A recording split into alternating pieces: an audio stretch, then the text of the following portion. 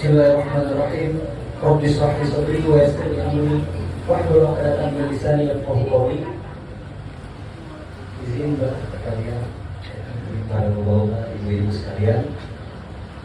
Assalamualaikum warahmatullahi wabarakatuh.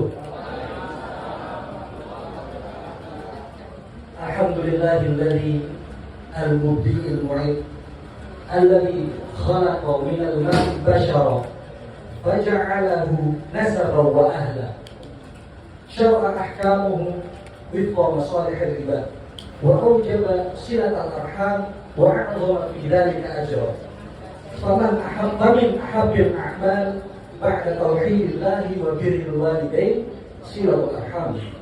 Asyhadu an la ilaha illallah syahadatan a'addaha li yaumil qiyamah dhuhra wa asyhadu anna Muhammadan 'abduhu wa rasuluhu a'dhamun nas qadra wa arfa'uhum dhikra sallallahu alaihi wa ala alihi wa ashabihi alladhina qamu bil haqqi wa kanu bihi ahra wa ala tabi'ina lahum bi ihsanin ila yaumiddin amma ba'du. Allah ta'ala ya ayyuhalladzina amanu taqullaha haqqa tuqatih wa la tamutunna illa wa antum muslimun wa'tasimu bihablillahi jami'an wa la tafarraqu. Shadaqallahul 'azim wa shadaqa rasuluhul karim wa nahnu 'ala dzalika minasyahidin wa syakirin. Alhamdulillah kita dapat berkumpul insyaallah di tempat yang penuh dengan keberkahan. Sebelum itu izin memperkenalkan diri. Nama saya Faris, putra dari Pak Syamsul. Terus apa? Cucu dari Mbak Supriyadi. Waalaikumsalam. Lalu alhamdulillah kita telah selesai mengarungi bulan suci Ramadan yang di sana penuh dengan kelimpahan berkah, penuh dengan banyak sekali pahala-pahala pada bulan suci Ramadan. Ya alhamdulillah kita sampai pada penghujung Ramadan dan bisa ikut merayakan hari raya pada sholat Id kemarin. Dan tentunya setelah Allah memberikan kelimpahan berkah kepada kita pada bulan Ramadan, Allah terus melanjutkan keberkahannya ke bulan-bulan selanjutnya. Salah satunya kita bisa menikmati bulan Syawal ini. Maka pada bulan Syawal banyak sekali keberkahan-keberkahan, di antaranya adalah silaturahim atau silaturahmi. Apa sih silaturahmi itu? Silaturahmi itu apa? Dalam kitab Silatul Arham karya Syekh Dr. Said bin Ali bin Wahab Al-Qahtan, beliau juga penulis daripada kitab saku yaitu Hisnul Muslim, zikir pagi dan petang Hisnul Muslim. Dalam kitabnya beliau menyampaikan silaturahmi dia al-ihsanu ilal aqaribi ala hasbi halil wasil wa mawsul. Maka silaturahim adalah berbuat baik. Di situ bukan dikatakan al-hasan tetapi al-ihsan, yang mana al-ihsan itu banyak sekali kebaikan-kebaikannya, bukan hanya satu kebaikan tetapi berlimpah kebaikannya. Ilal aqaribi hasbi halil wasil wal mawsul, kepada kerabat-kerabat sesuai dengan keadaan. Entah itu orang yang mengunjungi atau orang yang dikunjungi, disesuaikan dengan keadaan. Fataratan takunu bil mal, maka mungkin silaturahim bisa terjadi karena kita saling memberikan infak kepada saudara kita. Wataratan bil khidmah, dan sesekali silaturahim juga terjadi karena dengan jasa, dengan khidmah. Wataratan biziarah, dan seringkali juga dengan ziarah, dengan kita saling berkunjung. Wataratan bisalam, dan sesekali juga dengan salam, kita bisa menitipkan salam, atau mungkin kita langsung sampaikan salam kita langsung ke hadapan orangnya. Wataratan bitolaqatil wajh, dan sesekali silaturahim juga bisa dengan memberikan senyum satu dengan yang lainnya. Wataratan bin nus, dan sesekali juga bisa dengan nasihat. Wataratan bisul, dan sesekali juga bisa dengan menghilangkan kezaliman orang lain dari saudara-saudara kita. wa taratan bil afwi was-safhi, dan sesekali juga dengan saling memaafkan dan juga berjabat tangan. Wa ghairu dzalika min anwa'is silat ala hasbil qudrah wal hajat. Dan itu juga berdasarkan kesanggupan dan juga kemampuan dan juga maslahat keluarga tersebut. Alhamdulillah kita bisa berkumpul, bisa bertemu. Saya dari Depok bersama keluarga, dan juga bisa bertemu saudara-saudara sekalian dari, ada yang dari Kediri, Ponorogo dan lain sebagainya. Dan alhamdulillah kita bisa berkumpul di sini menjalin silaturahim, yang mana silaturahim juga memiliki banyak sekali fadilah, banyak sekali keutamaan. Syekh Dr. Said menyebutkan, rahimahullah, Syekh Dr. Said menyebutkan dalam kitabnya Silaturahim ada kurang lebih 21 keutamaan silaturahim. Tapi tidak mungkin dibahas 21-nya. Saya ingin mengutip 3 poin saja yang beliau, yang mana ini bisa menjadi motivasi untuk kita semua untuk terus menjalin silaturahim, untuk terus memberikan kabar satu sama lain, untuk terus memberikan dukungan satu sama lain. Maka yang pertama adalah silaturahim adalah bagian daripada iman. Rasulullah SAW bersabda, "Man kana yu'minu billahi wal yawmil akhir falyukrim dhaifahu. Wa man kana yu'minu billahi wal yawmil akhir falyasil rahimahu. Wa man kana yu'minu billahi wal yawmil akhir falyaqul khairan aw liyasmut." Rawahul Bukhari. Silaturahim dari bagian dari juga iman, bagian daripada iman. Karena Rasul bersabda, barang siapa yang beriman kepada Allah dan hari akhir, maka hendaklah ia untuk memuliakan tamunya. Lalu dilanjut, barang siapa yang beriman kepada Allah dan hari akhir, maka hendaklah menyambung tali silaturahim. Dan barang siapa yang beriman kepada Allah dan hari akhir, maka ia berkata baik atau diam. Maka kita bisa mengambil kesimpulan dari hadis tersebut bahwasanya ketika kita merajut tali silaturahim kita, maka kita telah mendirikan iman dalam diri kita. Kita telah mengokohkan iman dalam hati kita. Lalu yang kedua, silaturahim sababun lil barokah fi rizqi wal umri. Kata Dr. Said rahimahullah, beliau menyampaikan bahwasanya silaturahim adalah sebab limpahnya keberkahan di dalam rezeki kita, di dalam harta kita, dan juga keberkahan di dalam umur kita. An Anas radhiyallahu anhu qala Rasulullah sallallahu alaihi wasallam, "Man ahabba an yubsata lahu fi rizqihi wa yunsa'alahu fi atharihi falyasir rahimahu." Rawahul Bukhari. Dari Anas radhiyallahu anhu berkata, Rasulullah sallallahu alaihi wasallam bersabda, barang siapa yang ingin untuk dipanjangkan rizkinya, diberkahi rizkinya, diberikan keluasan dalam rizkinya, dan diberikan panjang umurnya dan dilimpahkan keberkahan dalam umurnya, maka hendaklah ia untuk menyambung tali silaturahim. Dari hadis ini kita bisa mengambil kesimpulan bahwasanya silaturahim juga memberikan dampak yang sangat positif untuk diri kita dan juga orang lain. Karena kita mendapatkan keberkahan di rezeki kita, di harta kita, dan juga keberkahan dalam umur kita. Maka yang ketiga, silaturahim min asbabi dukhulil jannah.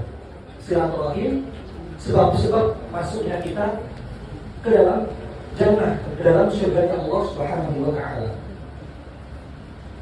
Nabi sallallahu alaihi wasallam annahu qala, ayyuhan nas afshush salam wa at'imut ta'am wasilul arham wa sallu bil laili wan nasu niyam tadkhulul jannata bisalam. Rawahu Ahmad wa Tirmizi wa Ibnu Majah. Dalam hadis ini Rasul menyampaikan kepada kita, wahai manusia sekalian, tebarkan salam di muka bumi Allah dan berikanlah makanan kepada yang membutuhkan. Wasilul arham, dan sambunglah tali silaturahim. Wasallu bil laili wan nasu niyam, dan salatlah tahajud, salat malam ketika orang-orang sedang tertidur lelap. Maka apa ganjarannya? Tadkhulul jannata bisalam. Maka kita akan masuk ke dalam surga Allah dengan penuh keselamatan. Oleh karena itu, dari ketiga keutamaan silaturahim, kita bisa memanfaatkan momentum bulan Syawal ini untuk meraih keberkahan dari Allah Subhanahu wa taala dengan merajut tali silaturahim. Maka kita dapat melakukannya dengan 3 cara. Karena tadi kita membahas keutamaan, maka kita membahas gimana sih cara melakukan silaturahim itu, gimana sih cara mewujudkan silaturahim itu. Maka yang pertama adalah memaafkan kesalahan orang lain dan juga meminta maaf atas diri kita.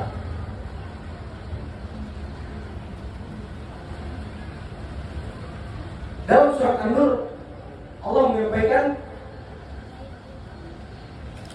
Bismillahirrahmanirrahim, wa ya'fu wa yasfahu ala tuhibbuna an yaghfirallahu lakum wallahu ghafurur rahim.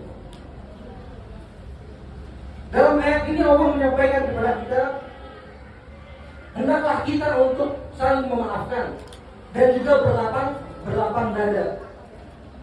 Dilanjutkan, ala tuhibbun ayyabirallahu lakum. Bukankah, apakah kamu tidak tahu bahwasanya Allah suka untuk mengampunimu?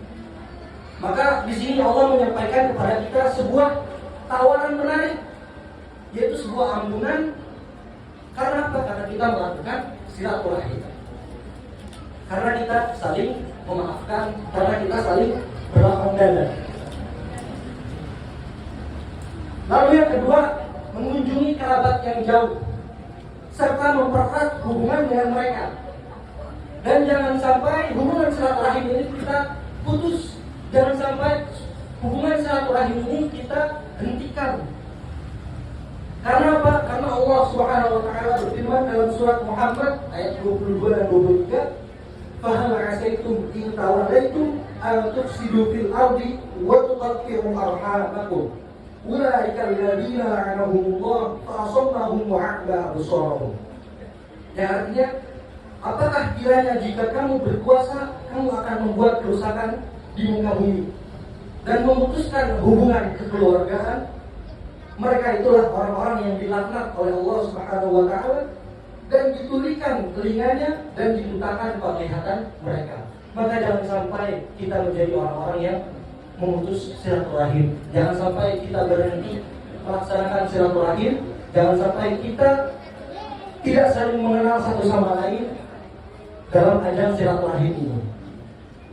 Maka Allah tidak memberikan sebuah ayat kecuali ayat itu berkesambungan, ada kecocokan. Maka Allah menyandingkan pemutus silaturahim dengan merusak di muka bumi Allah. Maka ini bisa kita simpulkan, Allah mengirimkan pesan kepada kita melalui ayatnya bahwasanya ketika kita memutus silaturahim, maka kita juga membuat kerusakan di muka bumi Allah. Lalu yang ketiga adalah berbagi kebahagiaan dan keberkahan dengan orang lain, terutama dengan mereka yang membutuhkan. Ada sebuah cerita dari baginda Rasul SAW yang cerita ini menarik. Ketika itu Rasul sedang melaksanakan sholat Id, sedang melaksanakan hari raya. Akan tetapi ketika sedang melaksanakan sholat, sehabis melaksanakan sholat, beliau mendapati para sahabat, para anak-anak bersuka cita.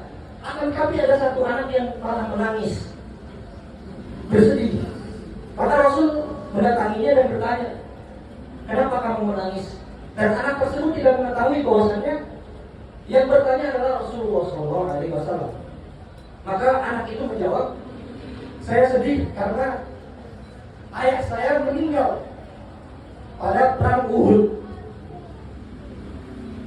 Lalu Rasul bersedih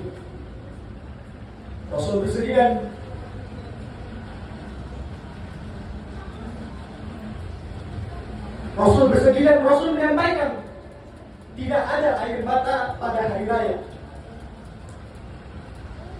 Yang artinya apa?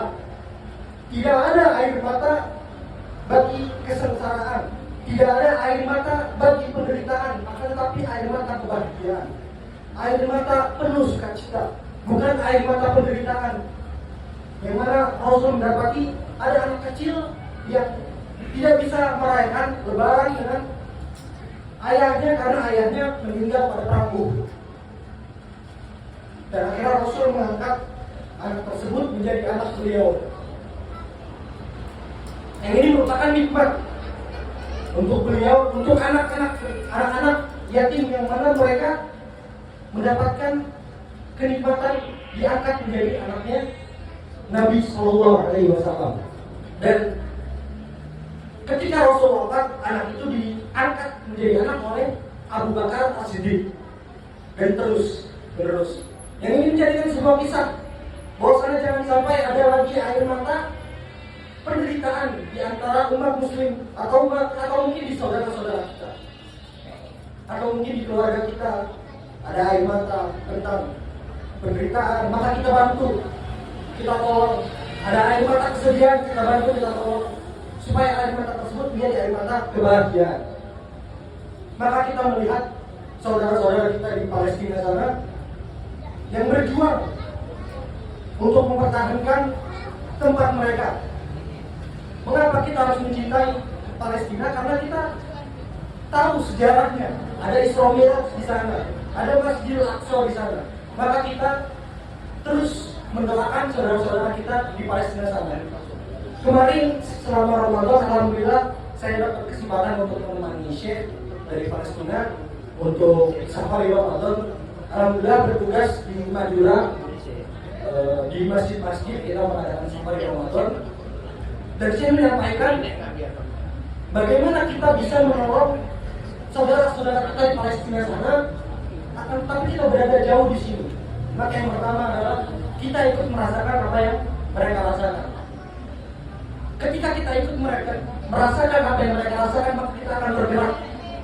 Hati kita ketika kita melihat bayi-bayi meninggal, para anak-anak kecil kehilangan ayah ibu mereka, yang ini bisa menjadi catatan bahwasanya mereka menangis karena penderitaan di hari raya mereka.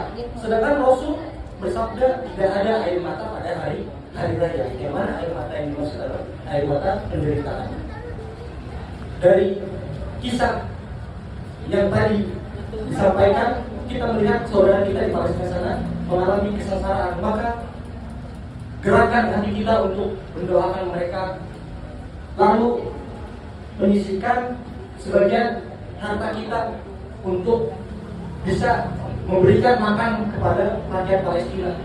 Karena Nabi menyampaikan ketika Nabi ditanya tentang Baitul Maqdis oleh para sahabatnya, ya Rasulullah, berikanlah aku kabar tentang Baitul Maqdis.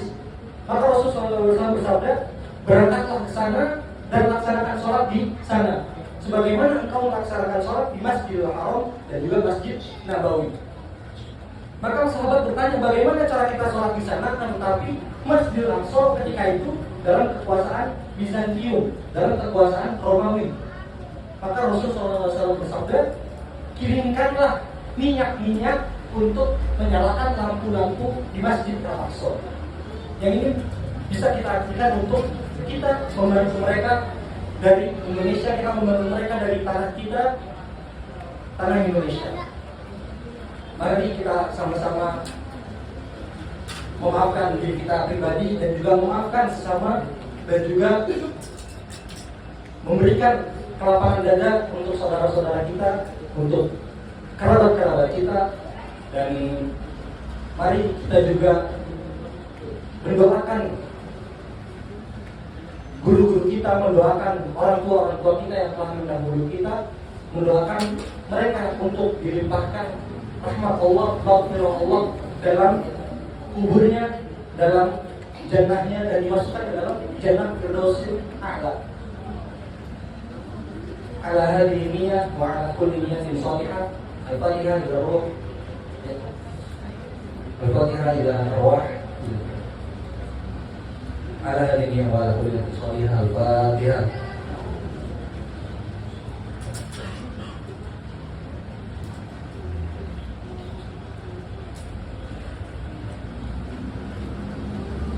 بسم الله الرحمن الرحيم. الحمد لله رب العالمين حمدا شاكرا حمدا ناعما حمدا يعفي نعمه ويكافئ مزيده. يا ربنا الحمد كما ينبغي لجلال وجهك الكريم وعظيم سلطانك.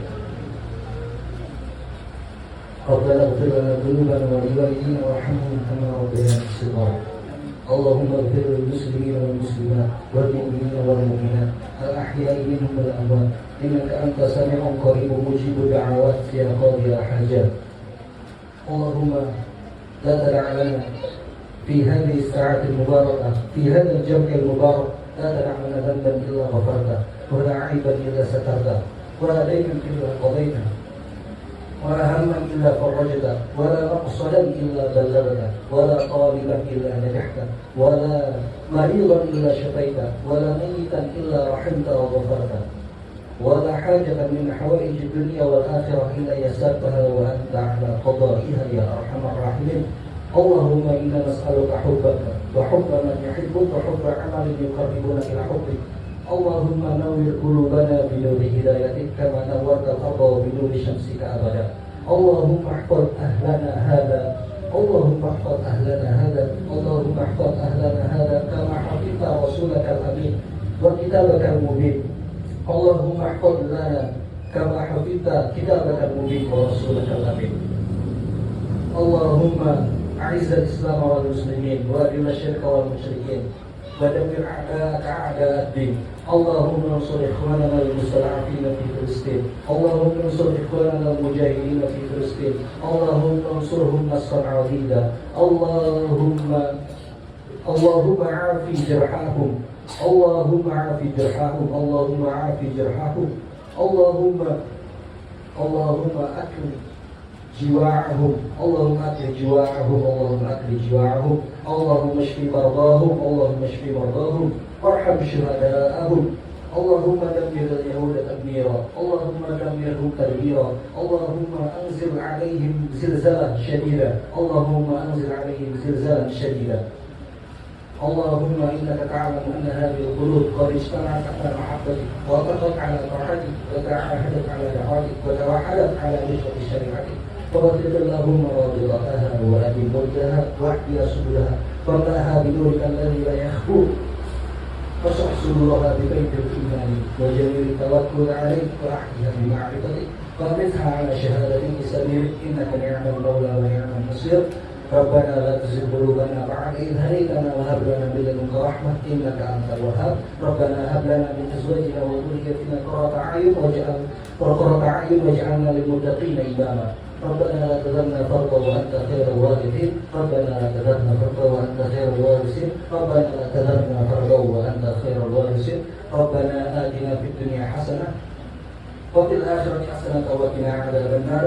بفضل سبحانك ربك رب العزة عما يصفون وسلام على المرسلين والحمد لله رب العالمين. سر الفاتحة.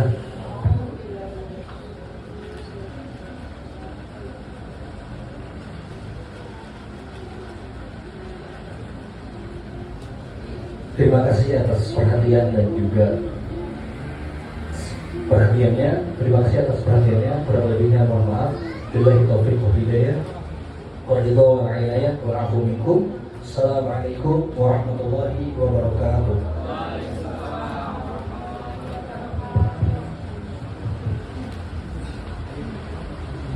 Terima kasih.